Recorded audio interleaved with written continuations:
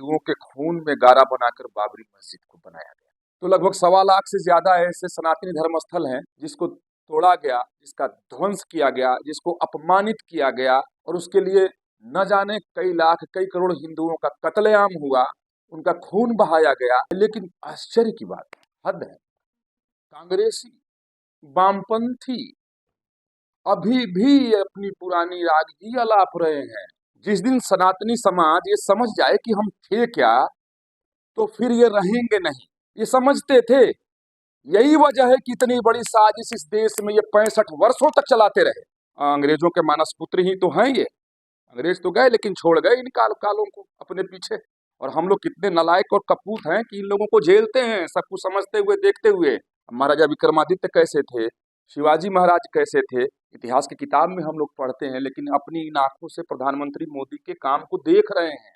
500 वर्षों के बाद पहला कोई ऐसा शासक हुआ है शिवाजी महाराज के बाद, जिसने सनातन धर्म, सनातन संस्कृति, हिंदू देवालयों, धर्मालयों, धर्मस्थानों, न सिर्फ सनातन हिंदुओं के बल्कि पूरे सनातनी समाज के धर्मस्थानों की चिंता अगर कोई करने वाला शासक हुआ है तो वह है प्रधानमंत्री नरेंद्र मोदी। कि मोदी से कुछ नहीं चाहिए, लेकिन मरते दम तक मोदी चाहिए। नमस्कार, मैं हूं विकास चंद्र। आज राम मंदिर पर चर्चा करेंगे। हालांकि राम मंदिर पर चर्चा तो 500 वर्षों से हो रही थी। राम जन्मभूमि को लेकर के आपको मालूम है, सारे इतिहास को आप अब सब जानते होंगे कि 500 वर्षों के इस कालखंड में कभी सनातनी समाज ने जन्मभूमि से अपना आस्था कम नहीं किया और न कभी अपना दावा छिड़ा। हमेशा उसके लिए लड़ते रहे, संघर्ष करते रहे, कटते रहे, बलिदान होते रहे। और इतिहास में तो यहाँ तक दर्ज है कि हिंदुओं के खून में गारा बनाकर बाबरी मस्जिद को बनाया गया था। उसके बावजूद ये सनातनी समाज कभी हार नहीं माना और दावा नहीं छोड़ा और संघर्ष करता रहा। तो सनातन समाज में जो एक सनातनी प्रवृत्ति है, हम तो आक्रामक हैं नहीं, लुटेरे कभी रहे नहीं, कबीलाई संस्कृति वाले तो कभी थे ही नहीं। तो हमारे अपने एक संस्कार है, उसी संस्कार के हिसाब से हम संघर्ष करते रहे, क्योंकि हमारे यहाँ तो बलिदान देना एक सबसे बड़ा महत्व का विषय रहता है। खैर चलें, अब वो 500 साल का कलंक का टीका जो सनातनी समाज के माथे पर लगा हुआ था, वो प्रधानमंत्री नरेंद्र मोदी और उत्तर प्रदेश के मुख्यमंत्री योगी आदित्यनाथ, राष्ट्रीय स्वयंसेवक संघ, विश्व हिंदू परिषद के त्याग और बलिदान से मिट चुका है। और 22 जनवरी से एक नया इतिहास लिखाना इस देश में शुरू हो गया है। क्योंकि 500 वर्षों से ज्यादा वक्त तक सनातनी समाज अड़ा रहा कि हमारे आराध्य मर्यादा पुरुषोत्तम श्री राम की जो जन्मस्थली है, उसी पर हम भव्य और दिव्य मंदिर बनाएंगे। और वो सपना साकार हुआ, भव्य और दिव्य मंदिर बना, भगवान रामलला विराजमान हुए, उनकी प्राण प्रतिष्ठा हुई और उसका गवाह मैं भी बना, क्योंकि उस वक्त राम जन्मभूमि पर मैं मौजूद था। और इसको लेकर के पूरी दुनिया में अलग अलग तरह की बातें हो रही हैं।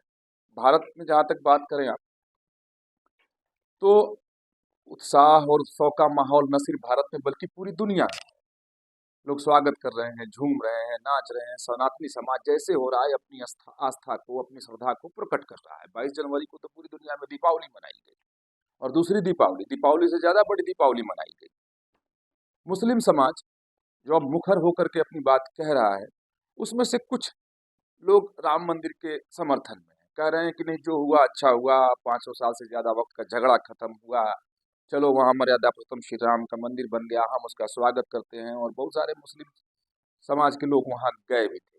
लेकिन एक जो मुस्लिम समाज का एक बहुत बड़ा तबका है, वो अभी भी इसको हजम करने के मूड में नहीं है। उनके पास अपनी अपनी दलीलें हैं और अपनी अपनी बातें हैं। लेकिन मिला जुला उधर से भी स्वागत भी है और विरोध भी है और चलता भी रहा, स्वाभाविक भी है। क्योंकि अगर उनकी आस्था थी कि ये बाबरी मस्जिद है और किसी लुटेरे के मस्जिद के साथ, किसी आक्रांता के मस्जिद के साथ, किसी आक्रांता के कुकृत्य के साथ अगर वो अपने को जोड़ कर रखना चाहते हैं, तो ये समस्या उनकी है। और ये समस्या आज से नहीं है, जब से वो बाबरी मस्जिद का मसला उठा तब से है। और सिर्फ बाबरी ही नहीं, तमाम जगहों पे है। ज्ञानवापी भी अब आप सबके सामने है और मथुरा भी सबके सामने है। अगर ऐसे अगर फहरिस्त बना दी जाए, और बनी हुई भी है, तो लगभग 1.25 लाख से ज्यादा ऐसे सनातनी धर्म स्थल हैं जिसको तोड़ा गया, जिसका ध्वंस किया गया, जिसको अपमानित किया गया और उसके लिए न जाने कई लाख कई करोड़ हिंदुओं का कत्लेआम हुआ, उनका खून बहाया गया, ताकि किसी तरीके से इस पूरे सनातनी समाज को दमित कर दिया जाए, रौंद दिया जाए, काट दिया जाए, अपमानित कर दिया जाए, उन समाज की महिलाओं का सील हरण कर लिया जाए, ताकि किसी तरीके से खत्म हो और एक छत्र राज्य हो। और हमारी, क्योंकि सनातन धर्म में धर्म परिवर्तन, धर्म विस्तार की बात तो हम लोग जानते नहीं है। हम लोग तो सर्वे भवन्तु सुखिनः सर्वे सन्तु निरामय वाले हैं। और बाकी लोग आगे नहीं नहीं नहीं नहीं नहीं नहीं, हम जो है हम ही है, हम जो बोले वही सत्य है, हम जो कहें वही सब, सबसे बड़ा धरती का सत्य वही है। अब ऐसी स्थिति में तो अब सनातनी भी जीना सीख लिया है और सनातनी भी जवाब देना भी शुरू कर दिया है। खैर, अब थोड़ा विषय की ओर लौटते हैं कि आखिर इस विषय को 22 जनवरी के बाद में लेकर क्यों बैठ गया, क्यों समझाने लगा भाई। देखें कि मर्यादा पुरुषोत्तम श्री राम सिर्फ सनातनियों के आस्था के केंद्र नहीं है, सिर्फ उनके आराध्य नहीं है। मर्यादा पुरुषोत्तम श्री राम का मतलब भारतीयता है, भारतीय संस्कृति है, भारतीय परंपरा है, भारतीय भाव है, भारतीय इमोशन है, भारत की पहचान है मर्यादा पुरुषोत्तम श्री राम। इसलिए 500 साल से ज्यादा वक्त तक सनातनी समाज संघर्षरत रहा। अब सवाल उठता है कि बामी और कांगी, ये दो शब्द हैं। बामी मतलब वामपंथी और कांगी मतलब कांग्रेसी।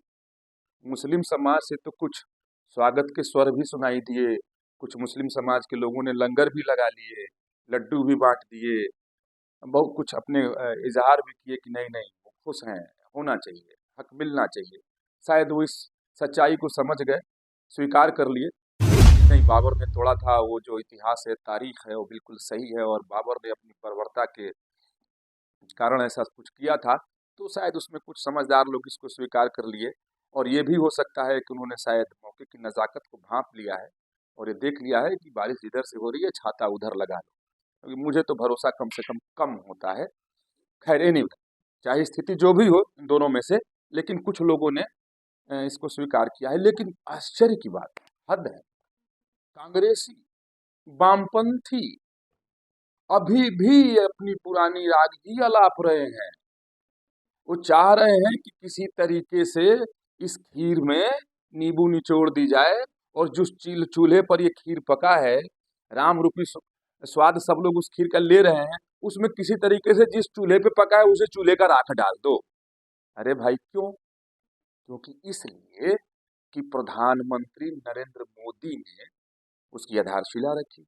प्रधानमंत्री नरेंद्र मोदी ने प्राण प्रतिष्ठा में हिस्सा लिया, गर्भगृह में वो मौजूद थे, क्योंकि जब राष्ट्रीय स्वयंसेवक संघ, उसके बाद विश्व हिंदू परिषद और जब बीजेपी के लोगों ने राम मंदिर के लिए आंदोलन शुरू किया और जब नारा दिया गया कि रामलला हम आएंगे मंदिर वहीं बनाएंगे, तो ये वामपंथी, ये कांग्रेसी पता नहीं किसके साथ ये आस्था रखते हैं। क्योंकि आप सब जानते हैं, इतिहास गवाह है कि कांग्रेस की स्थापना किसने की? अंग्रेज ने की।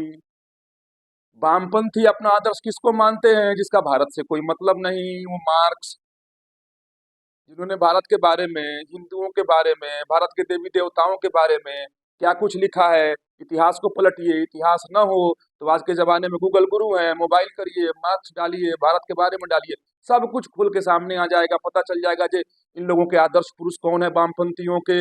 और ये कांग्रेसी कहाँ से अपना ज्ञान लेते आए हैं? क्योंकि जिसने बीजारोपण किया, वो जो बीजारोपण किया, जिस पौधे का, जिस फल का, जिस सब्जी का हम बीज रोपते हैं वही तो पैदा होता है। और कांग्रेस का बीजारोपण जिस अंग्रेज ने किया तो उसे कैसे उबरेंगे? उनकी समस्या है और समस्या को समझ भी सकते हैं कि बेचारे करें भी तो क्या करें।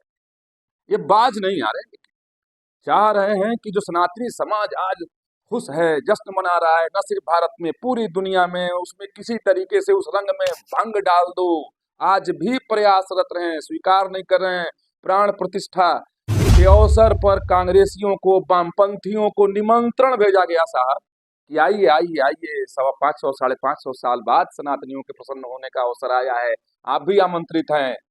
साहब मुस्लिम समाज के लोगों ने उस आमंत्रण को स्वीकार कर लिया, जो कुछ समझदार, जैसा मैंने पहले कहा। लेकिन ये बामी और कांगी यानी वामपंथी और कांग्रेसी उसको अपने दरवाजे से भगा दिए। जो लोग निमंत्रण देने गए थे, निमंत्रण लिए नहीं, और जो लोग किसी तरीके से मजबूरी में आए कि भगाएं कैसे, ले लिए, तो बाद में पत्र लिख रहे हैं, चिट्ठी लिख रहे हैं कि हम नहीं आ सकते। अरे क्यों नहीं आ सकते?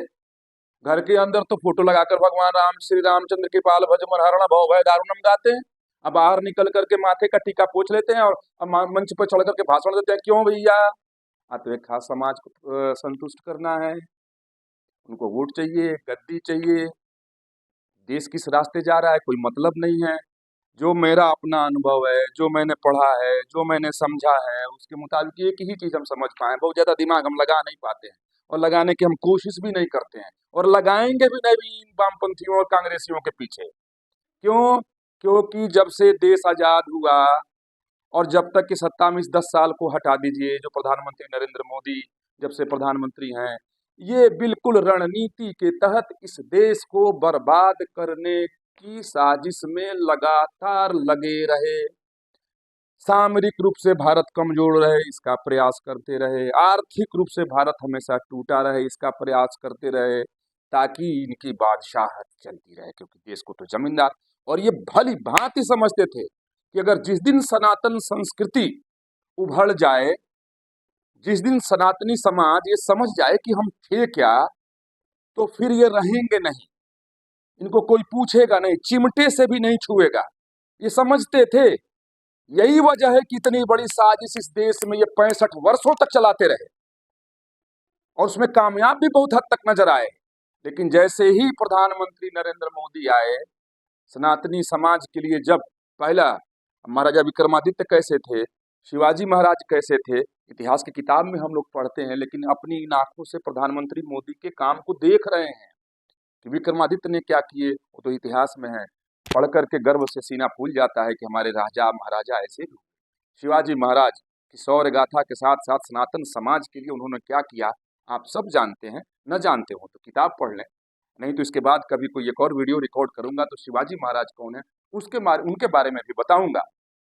आधुनिक युग के शिवाजी महाराज, या यूं कहें कि विक्रमादित्य प्रधानमंत्री मोदी है। इस 500 वर्षों के बाद पहला कोई ऐसा शासक हुआ है शिवाजी महाराज के बाद, जिसने सनातन धर्म, सनातन संस्कृति, हिंदू देवालयों, धर्मालयों, धर्मस्थानों, न सिर्फ सनातन हिंदुओं के बल्कि पूरे सनातनी समाज के धर्मस्थानों की चिंता अगर कोई करने वाला शासक हुआ है तो वह है प्रधानमंत्री नरेंद्र मोदी। इसलिए इन लोगों के पेट में दर्द है, क्योंकि ये जिस साजिश आजादी के बाद से रच रहे थे कि सनातन को खत्म करो, नहीं तो सत्ता हाथ में नहीं रहेगी। ये बड़े चालाक और समझदार, चूंकि अंग्रेजों वाली जो लोमड़ी वाली अकल थी जो अंग्रेजों से इन्होंने चुराई थी, क्योंकि अंग्रेजों के मानस पुत्र ही तो हैं ये। अंग्रेज तो गए लेकिन छोड़ गए इन कालों को अपने पीछे। ढो रहे हैं आज भी हम लोग, सीने पर मूंग दल रहे हैं, भारत माता की साथ छाती पर ये सांप की तरह लूटते हैं। और हम लोग कितने नालायक और कपूत हैं कि इन लोगों को झेलते हैं, सब कुछ समझते हुए, देखते हुए। क्योंकि आंख पर हम लोगों की पट्टी, कान में रुई, न इतिहास पढ़ते हैं, न कोई जानकार व्यक्ति बताए तो उसको सुनते हैं।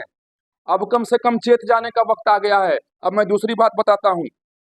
बात ये बता रहा हूँ कि राम मंदिर तो 550 साल की प्रतीक्षा खत्म हुई, आनंद का विषय है, संघर्ष पूरा हुआ। अब आप सोचिए कि ये प्रधानमंत्री नरेंद्र मोदी को कहां कहां घेरेंगे, कहां कहां गाली देंगे, किस किस बात पर कटघरे में खड़ा करेंगे। क्योंकि प्रधानमंत्री नरेंद्र मोदी उस व्यक्ति का नाम है जो असंभव को संभव करता है। ये बोलते थे ना बाद में कांगी, 370 हटेगा तो खून की दरिया बह जाएगी, तिरंगे को कंधा देने वाला कोई नहीं मिलेगा। क्या हुआ? एक कांकड़ी भी नहीं चली, कहां चले गए थे इनके योद्धा लोग, खून की नदी बहाने वाले लोग। राम जन्मभूमि के बारे में सही बोलते थे, किसी को खांसी तक नहीं आई सुप्रीम कोर्ट के ऑर्डर के बाद, कहां गए थे? जरा निकलते ना, दिखाते अपना पुरुषार्थ, फिर सनातनी समाज जरा अपना पुरुषार्थ दिखाता, बात समझ में आ जाती। खैर, तो असंभव को संभव प्रधानमंत्री नरेंद्र मोदी ने किया, और मुझे लगता है कि सनातनी समाज इसीलिए प्रधानमंत्री नरेंद्र मोदी को अपने सीने से साट कर रखा है और रखेगा। है ना एक जुमला कि मोदी से कुछ नहीं चाहिए लेकिन मरते दम तक मोदी चाहिए। इसलिए चाहिए कि सनातनी समाज की चिंता करने वाला, सनातन धर्म की चिंता करने वाला, सनातनी देवालयों, धर्मालयों, साधु संतों की चिंता करने वाला अगर 500 साल के बाद कोई शासक इस देश को मिला है तो उस व्यक्ति का नाम नरेंद्र दामोदर दास मोदी है। और उत्तर प्रदेश के मुख्यमंत्री तो क्या कहें, उनको नमन है, वो तो वैसे ही सन्यासी हैं। और ये भारतवर्ष तो सन्यासियों के आगे नतमस्तक है, क्योंकि इस देश को जो कुछ भी मिला है वो सन्यासियों और बैरागियों ने ही दिया है। इसकी भी चर्चा कभी दूसरे वीडियो में हम करेंगे। लेकिन अब प्रधानमंत्री नरेंद्र मोदी को 7वीं शताब्दी में इस्लाम आया, उसके बाद सनातन धर्म के खिलाफ जिहाद शुरू हुआ, अरब से लेकर हिंदुस्तान तक। क्योंकि इतिहास बताता है कि अरब में शिव जी की आराधना होती थी, पूरा शैविज्म था वहां, शिव उपासक लोग थे। वहां से मंदिर ध्वंस करना, तोड़ना, मूर्तियों को तोड़ना, नाश करना, सर्वनाश करना इस्लामियों ने शुरू किया। उनके यहाँ धर्म युद्ध को जिहाद कहते हैं। जिहाद मतलब वो है कि जो मुसलमान नहीं है, जो कलमा नहीं पढ़ा है, जो उनके प्रॉफिट, जो उनका दावा है कि वो प्रॉफिट, ठीक है, स्वीकार करते हैं कि वो प्रॉफिट थे, उनमें विश्वास नहीं रखता है, वो काबिल कत्ल है और वाजिब कत्ल है। उनके यहाँ साफ हुक्म है कि किसी भी दूसरे धर्म का देवालय और देवस्थान बचना नहीं चाहिए, क्योंकि वो कुफ्र है और वहाँ काफिराना हरकतें होती हैं, लिहाजा वो होना नहीं चाहिए। और जब देश का बंटवारा हुआ तो पाकिस्तान में भी तांडव देखा गया, और आज हिंदुस्तान में भी होता है कि जब अवसर आता है लोग मूर्ति तोड़ देते हैं, मंदिर को अपवित्र कर देते हैं। पाकिस्तान में तो कुछ बचा नहीं, और अरब देश की तो बात ही छोड़िए, वहाँ तो मुसलमानों के अलावा और इस्लाम के अलावा कोई दूसरा सेटअप नहीं, कोई तरीका नहीं, कुछ आप अपना नहीं सकते। बंद कमरे में अगर आप अपने मत पंथ संप्रदाय के हिसाब से अगर पूजा पाठ करते हैं, अगर इसकी भी भनक लग गई, जानकारी लग गई, तो क्या होता है अरब के देशों में वो भी आप जानते हैं। लेकिन वक्त कैसे बदलता है, और यही कहा जाता है कि अगर एक राजा, एक चक्रवर्ती सम्राट का शौर्य अगर आ जाए तो सब कुछ बदल जाता है। ये भारतीय संस्कृति कहता है, और उस तरीके से हम लोग बदलते हुए भी देख रहे हैं।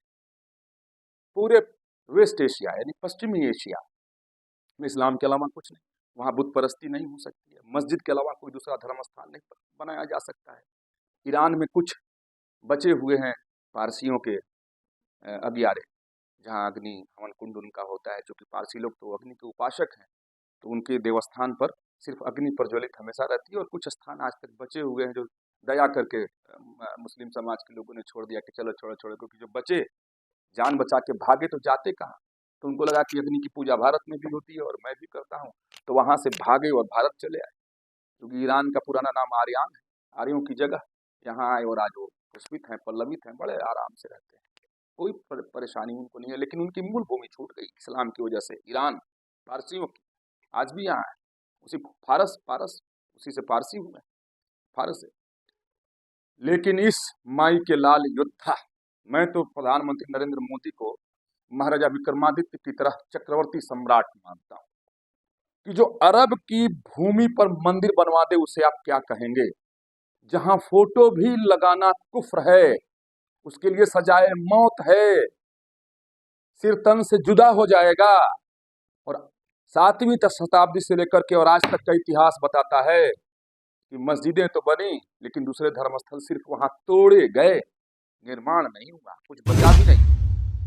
लेकिन प्रधानमंत्री नरेंद्र मोदी न सिर्फ राम जन्मभूमि पर राम लला की भव्य और दिव्य मंदिर बनवाया, आप भी जाएं दर्शन करें, क्या मंदिर है, लगता है जैसे कि धरती पर इंद्रलोक है, जबकि वो पूर्ण मंदिर अभी हुआ नहीं है, अभी उसमें वक्त लगेगा, टाइम है, लगना है, बहुत सारे निर्माण कार्य भी होने वाले हैं।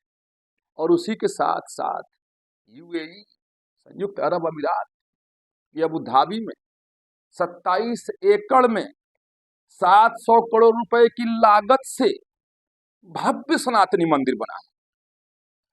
उसकी तस्वीर ही देख करके आप आनंदित हो जाएंगे, गदगद हो जाएंगे। साहब, ये धरती पर कई तरह के आश्चर्य हैं। मैं आपको बता दूं कि ये मंदिर, अरब की धरती पर मंदिर बनना, ये 8वां नहीं, पता नहीं कौन सा आश्चर्य होगा। क्योंकि मुस्लिम धर्म में, इस्लाम में और मुसलमानों में ये कतई नहीं है कि वो किसी और को बर्दाश्त कर लें, क्योंकि उनके मूल में है, उनके सिद्धांत में, उनका धर्म ग्रंथ यही कहता है कि जिसने कलमा नहीं पढ़ी वो किसी काम का ना आपका वो दोस्त हो सकता है, ना आपके किसी काम का है, चाहे वो कितना भी गुणी हो। बस तलवार के बल से समझाइए, अगर ना समझे तो सर उसके तन से जुदा कर दें आप। जिस अरब की भूमि पर एक फोटो भी रखकर नहीं पूजा की जा सकती है, उस अरब में पूरे पश्चिमी एशिया का पहला मंदिर बनकर अबू धाबी में तैयार हो गया है। और माई का लाल चक्रवर्ती सम्राट जिसे मैं कहता हूं, चाहे मुझे अब लोग जो कहें, जितनी भी गाली दे लें, जितनी भी आलोचना कर लें, उसके लिए मैं एकदम तैयार हूं। करें आलोचना, लेकिन मैं मोदी को चक्रवर्ती सम्राट ही कहूंगा, क्योंकि जो गुण मोदी में दिखाई देता है वो किसी में आज तक नहीं दिखाई दिया है। अरे साहब, रामलला के तो विराज ही गए, असंभव को संभव करके अरब में प्रधानमंत्री मोदी ने दिखा दिया। और 14 फरवरी को अबू धाबी में बने मंदिर का उद्घाटन भी प्रधानमंत्री नरेंद्र मोदी करने जा रहे हैं। 18 लाख ईंटें लगी हैं। राजस्थान से गुलाबी पत्थर यूएई गया है अबू धाबी, उससे मंदिर का निर्माण हुआ है। इटली के खूबसूरत मार्बल मंगाए गए हैं, जिससे भगवान के मंदिर को सजाया गया है। अद्भुत दिव्य मंदिर बना है। कभी आप सोच सकते थे मोदी के पहले कि कोई भारतीय प्रधानमंत्री ऐसा कद्दावर निकले, ऐसा मादा रखने वाला मिले, जो राम मंदिर तो ले ही अरब में भी मंदिर बनवा दे। जरा इस देश के मुस्लिम समाज के लोग और इस देश के जो क्या बोलते हैं वो सेकुलर धर्मनिरपेक्ष, जो आप आम कहें तो पहले से ही इमली कहने के लिए बैठे हुए हैं। वामपंथियों की तो ये आदत है कि आप आम कहें तो इमली जरूर कहेंगे। और ये कांग्रेसी तो पता नहीं अपने वोट बैंक की राजनीति में, और जो इनके मूल में जो इनका फंडामेंटल्स है, जो इनका बेसिक इंस्टिंक्ट है, वो तो शुद्ध रूप से भारत, भारतीयता, भारतीय संस्कृति, भारतीय धर्म, भारतीय वांग्मय के खिलाफ तो है ही। ये समझने की जरूरत है। ये लोग तो कभी हजम ही नहीं कर पाएंगे। लेकिन जो लोग आज भारत में राम मंदिर का विरोध कर रहे हैं, रामलला का विरोध कर रहे हैं, रामलला का विरोध करने का मतलब भारत का विरोध करना है, ये प्रधानमंत्री नरेंद्र मोदी के नफरत में कर रहे हैं। ऐसा मोदी ने ऐसा कैसे कर दिया? अरे बाप, ये तो मोदी अमर हो जाएगा। अरे इतिहास में इसका स्वर्ण अक्षरों में नाम दर्ज हो गया। अरे हो गया साहब, यह दिलों में दर्ज हो गया है। पढ़ने की तो बात छोड़िए। और क्या किया? अरे साहब, अरब की धरती पर मंदिर 700 करोड़ रुपए की लागत से, राजस्थान के गुलाबी पत्थर से, इटली के मार्बल से, 18 लाख ईंटों से, 27 एकड़ में उस रेगिस्तान में बना है मंदिर। असंभव को संभव करके प्रधानमंत्री नरेंद्र मोदी ने दिखा दिया है। अब मैं पूछता हूं इन कानियों से और बामियों से और इस देश के सेकुलर लोगों से, अरे भैया, अब आप लोग जुलाब की गोली खोजोगे या हाजमे की दवाई लोगे? क्या करोगे? कहाँ जाओगे? अरे रामलला तो रामलला, अरब में बनवा दिया मंदिर मोदी ने। हजम करिए, समझिए।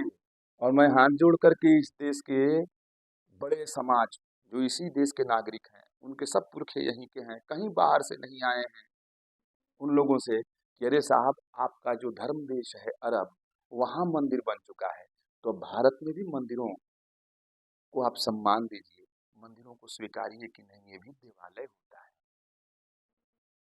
नफरत न करें, आग न उगलें, अपने समाज के लोगों को न भड़काएं। अब इसी से अंदाजा लगा लेना कि जिधर आप रुक करके नमाज पढ़ते हैं, अब वहीं पर मंदिर बन गया है।